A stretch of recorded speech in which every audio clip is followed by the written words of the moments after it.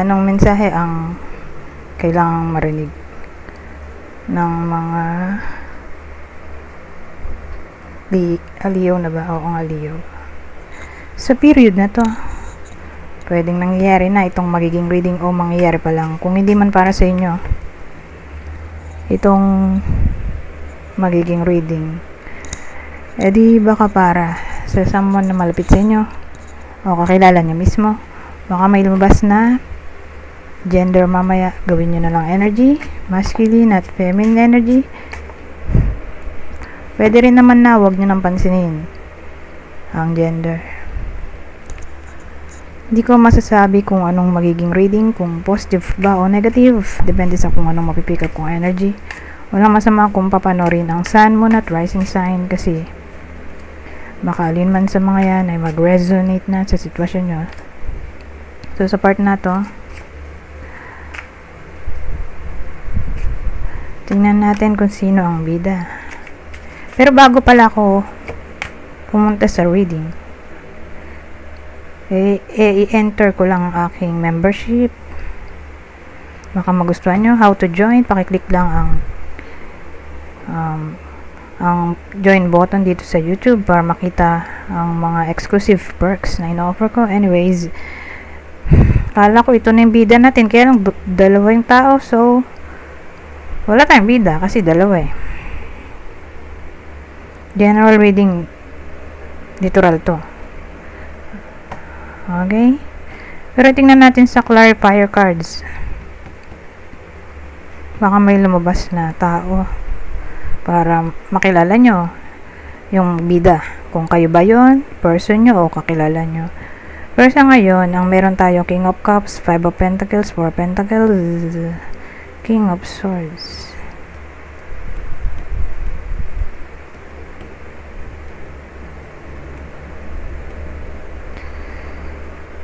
Alamin natin tong 5 of Pentacles.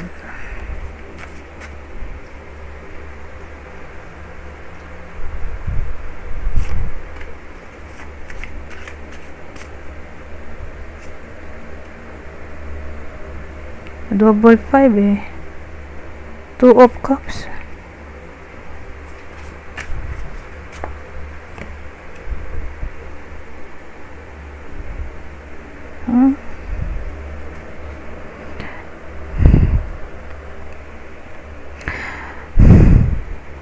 Well, sa case na to, probably hindi pa to nangyayari.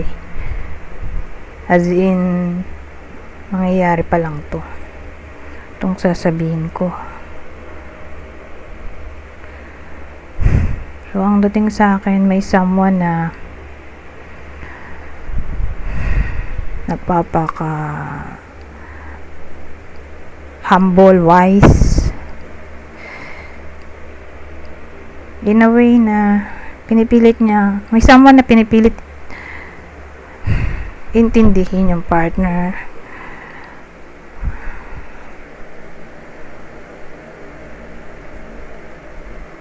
Masyado siya ditong mabait.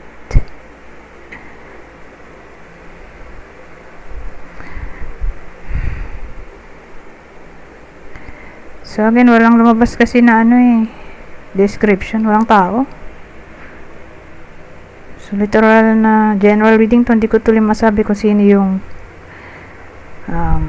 nagiging humble, wise, understanding, at somewhat diplomatic.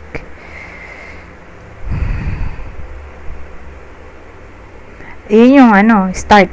Kasi ito yun. Ngayon, as time goes by, eto na. Dito na mangyayari itong sinasabi ko na mangyayari pa lang. So, ano yun? Probably infidelity. So, tatama lang to sa long distance relationship. Kaya pala feeling neglected o neglected yung isa.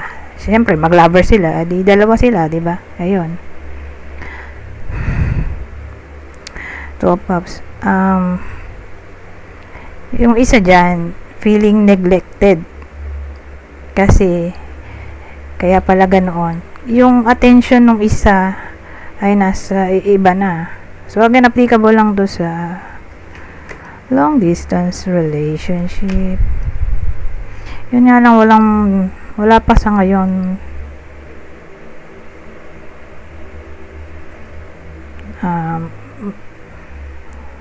malinaw na description kung kasal ba o hindi, kung pamilyado ba o hindi. Basta tatama siya sa long distance relationship.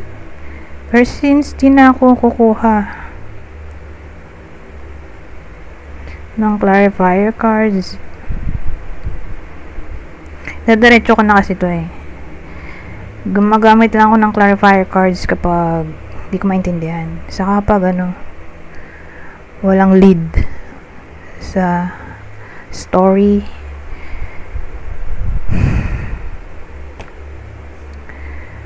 So, ayun. Yung someone na nag-cheat, siya yung nagiging somewhat selfish dito. Ito kasi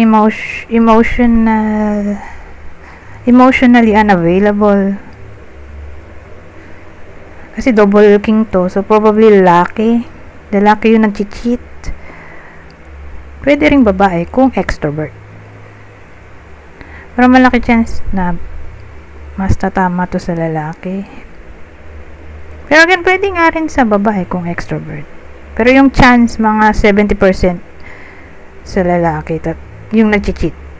Mga 30% lang yung sa babae na extrovert. Pero posible pa rin, di ba? So, again, ang ending card natin ay King of Swords. Ito ay card ng emotionally unavailable. So, cold ba, in short. Someone na cold. So, again, probably yung nag-cheat. Kasi nga yung attention niya ay nasa someone else. So, dun siya passionate sa bago niya.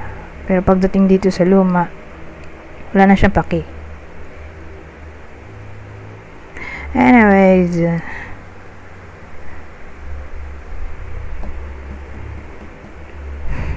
yun na yung future outcome nito. Pero ngayong period lang naman applicable tong sinasabi ko. So, hindi naman siya forever. So, don't worry.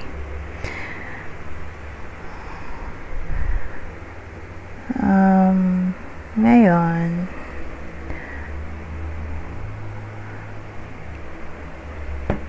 kukuha tayo dito ng clue. Okay? So, ito yung possible partner ng bida dito sa reading natin.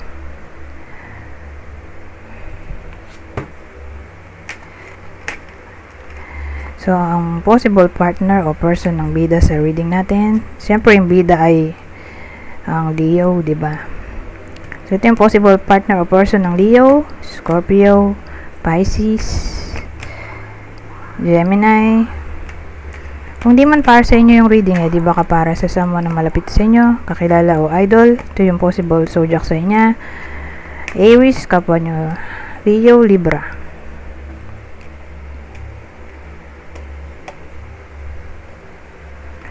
Ngayon, ito ba yung isa nating clue? Same instruction. Kung di man para sa inyo tong clue, di baka para sa person nyo, kakilala o idol. Kunin nyo lang yung clue na sa tingin nyo ay fit sa sitwasyon nyo o sa kakilala nyo. So, may lalaki na may balbas o baka ganito, balbas sarado.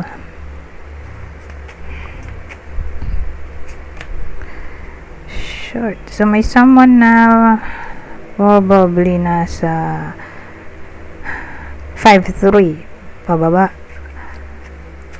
ang height.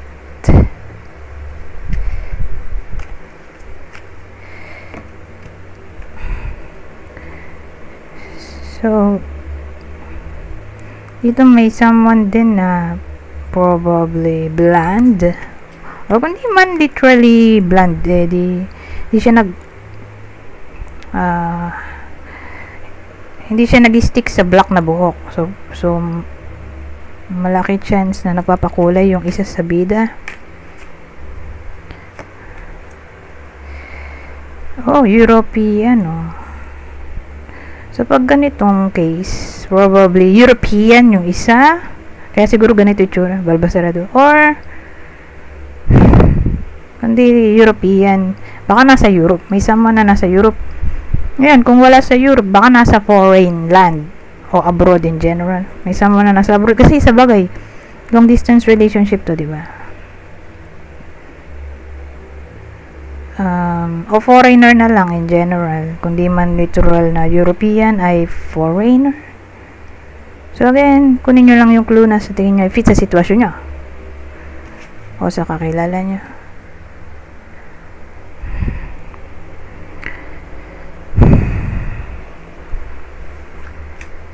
Kaya pala blonde dito. Baka nga European. O beard. Tas ito.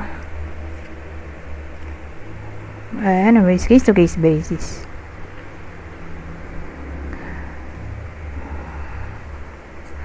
Punta na tayo dito sa susunod.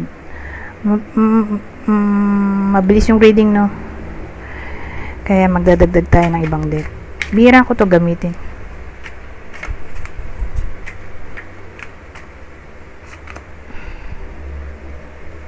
Ibang senaryo. Tingnan natin kung magdurugtong yung kwento, pero madalas hindi. Sasabihin ko naman kapag nagdugtong. So, meron tayo ditong baliktad na Knight of Pentacles, Ace of Pentacles, baliktad na Knight of Cups.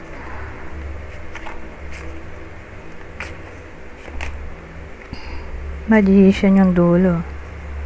Wala na namang tao. May umulit ba dun sa kanina na card? Ay, nagrambol-rambol na pala. Hindi ko na maalala, pero tingin ko wala. King of Cups yun, no? King of Cups. Five of Pentacles yata yun. Tas King of Swords yung isa. Ano yung pangatlong card? Hindi ko na malala, pero probably walang umulit na card. So, hindi sila magkarugtong. So, anong meron dito? So, double knight. Oh, well. Whether nangyayari na to o mangyayari pa lang. Pero, sa case na to, malaki chance na hindi pa to nangyayari. Mga 70% hindi pa to nangyayari. Ang dating, may makikita yung iba sa inyo na dati nilang kakilala somewhere. By accident or by chance.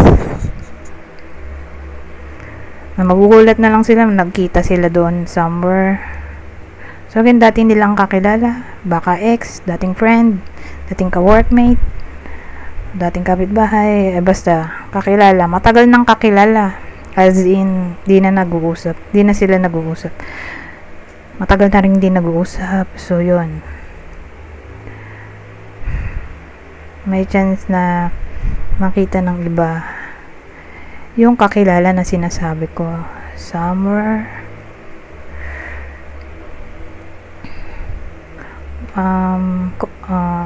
Kung dito literally tumama sa inyo, halimbawa meron kayong partner, baka tumama to sa partner nyo na para bang pares kayo ng friend. So, may common friends kayo. Na yun nga, makikita nyo yung taong to. Somewhere, o baka applicable lang to sa kanya. Basta, ang dating sa akin, May opportunity kasi dito. Sa Ace of Pentacles. Opportunity na makita. O makasalmuha ulit. Yung someone from the past. Pwede ring ex.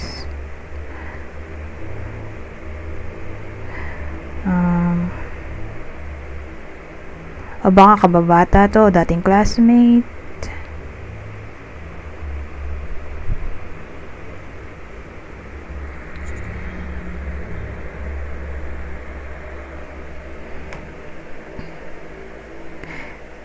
Pero kasi may magician tayo dito.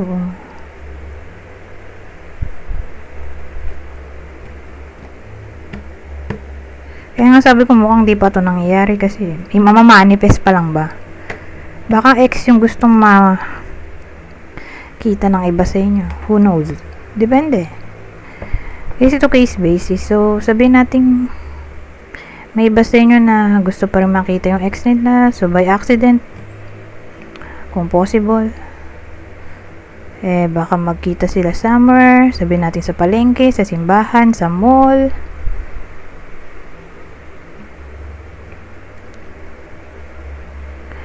Ang dating kasi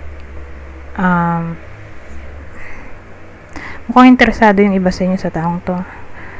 Kaya nga feeling ko ex to ng iba or baka crush, dating crush. Parang gusto nyo yung tao na makikita nyo ba? Na makikita nyo ulit somewhere. Gusto ng iba sa inyo, ha? Pero mas maganda nga kung clarify natin to. 17 minutes na pala. Ang bilis na.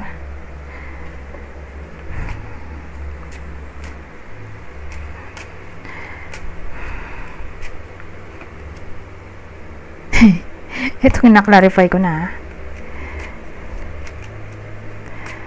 Para mas detalyado. Sino yung taong yon na dating kakilala na baka ma-meet o makita nyo ulit somewhere. Since kina-clarify natin, baka maiba yung meaning dun sa sinabi ko kanina.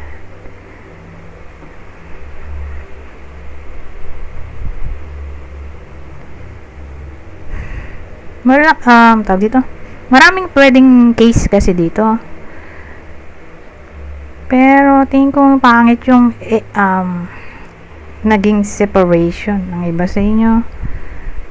Pero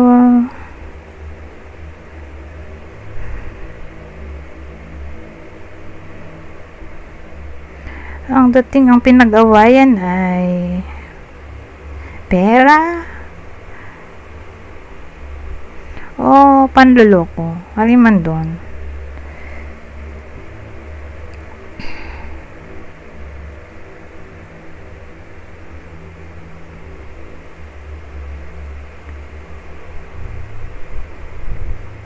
Ayun na lang yung clue natin dito para makilala nyo kung sino ba to.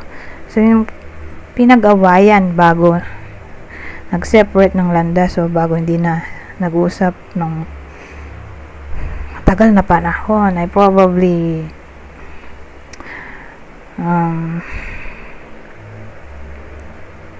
malala yung pinag-awayan eh. So again, mukhang may dito, threat. So, hindi siya yung basta-basta away lang, parang malalang version ng away. So again, yun yung tingin ko, ha, nagawa yan, pera, ito.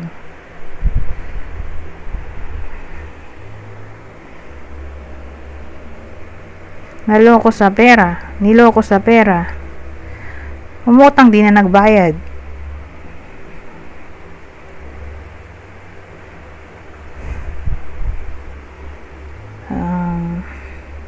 Basta pera, or hindi man ganon, naging user, pinirahan lang.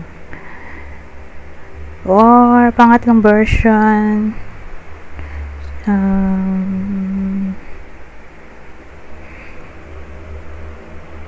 ay cheating. May cheating na nangyari.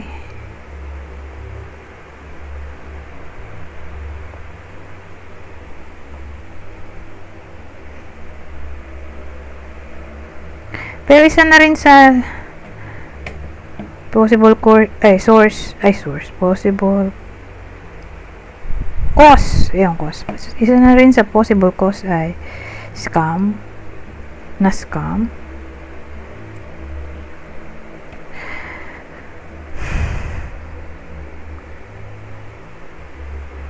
Anyways, punta na tayo sa susunod. Kaya lang, hindi kasi masyadong detalyado dito kung relation ba to, friendship, kamag-anak, kadugo. Basta, yun lang yung detalye natin eh. Para magkaroon kayo ng idea kung kilala nyo ba yun o hindi. Kung may nakaaway ba kayong ganun yung nangyari. Kasi kung wala, ay di baka para yun sa kakilala nyo. Kasi ang reading natin ay pwedeng tumama sa inyo o dun sa person nyo at kakilala. So dahil doon, hindi natin masabi kung ano ba yun, anong klaseng reading. Hindi na natin lalagyan ng clue. Tulad nung ginawa ko kanina. Pero kung sure na love reading yun, tulad kanina, may ano yan, clue. Pero ngayon wala eh. Anyways, punta na lang tayo dito sa susunod na deck. Ano pang masasabi nito? Ibang scenario ulit. Betrayal na Pero sa case na to, 2 card lang ang ilalabas ko. Puro 2 para mabilis. At para makarami tayo ng information. Autocracy. Betrayal.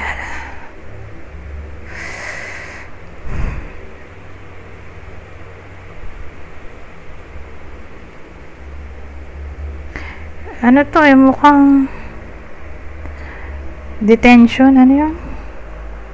Yung may krimen na ganun eh. Sabihin natin may tawag nga dun, detention. Hanapin ko lang sa internet.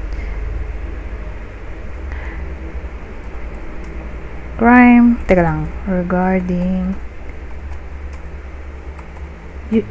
detention, teka, ano ba yun? Detention crimes.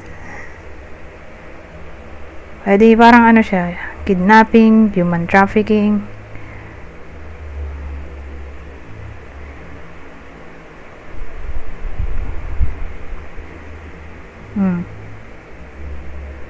Kasi naloko siya dito. Ito ay controlling. So, yun yung naisip ko. Mukha siyang naloko at nakidnap ba. Hindi na siya makaalis. Kasi kinokontrol siya dito.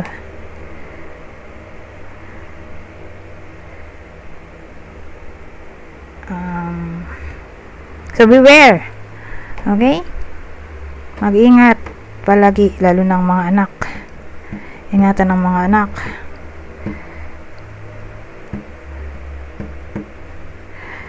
Or baka may mabalitaan kayo regarding sa ganitong case, kidnapping, illegal detention. Ayun, illegal detention. Ano pa ba yun? Human trafficking. OMG. So again, kung dito literal na mangyari, ay baka may mabalitaan kayo na ganito yung nangyari. Hopefully ay walang mangyaring masama sa iba sa inyo at magsilbi na lang tong warning para hindi na mangyari. So again, mag-ingat. The woman's wish? Ano yung wish ng babae? Gemini. Ewan ko. Ang dating may wini-wish yung babae dito. Wini-wish niya ay Gemini. So, ewan ko kung sino to sa buhay niya. Ex, partner, kapatid, kaibigan. Na para bang tinatry niya i-manifest dito. Wish niya ba ay connect sila. Or wish niya ay happiness para sa taong to. So, case to case basis. Punta na tayo sa susunod. Susunod na deck. Ito ng last deck.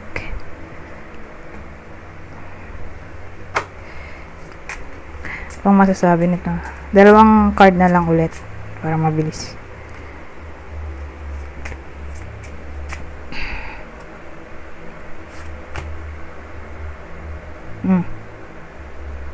Well, ang dating may maobserba kayo or mapapansin na may someone na rude, cruel sa period na to, whether kayo yung makaka-experience nito na yun nga, biglang naging snobbish yung tao o evil, may pagka-evil, or kayo yung makakapansin na may binubuli tong taong to na kakilala nyo.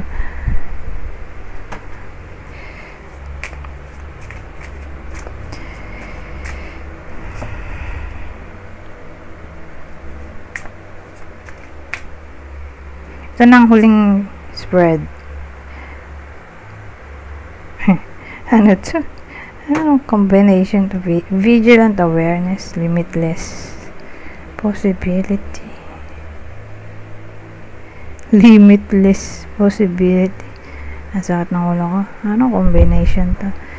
Well, sa period na to, strictly diretso. Kailangan maging vigilant o maging alert for some reason. May kailangan kayong obserbahan, i-investigate o i-research. So again, full o straight week ano tawag dito? Period ba? Kailangan maging alert. Dahil di natin alam kung anong pwedeng mangyari. Pero lalo na siguro kung may intuition yung iba sa inyo regarding danger, possible danger. So, kailangan maging alert. Lalo na dun sa sinabi kong parang may crime.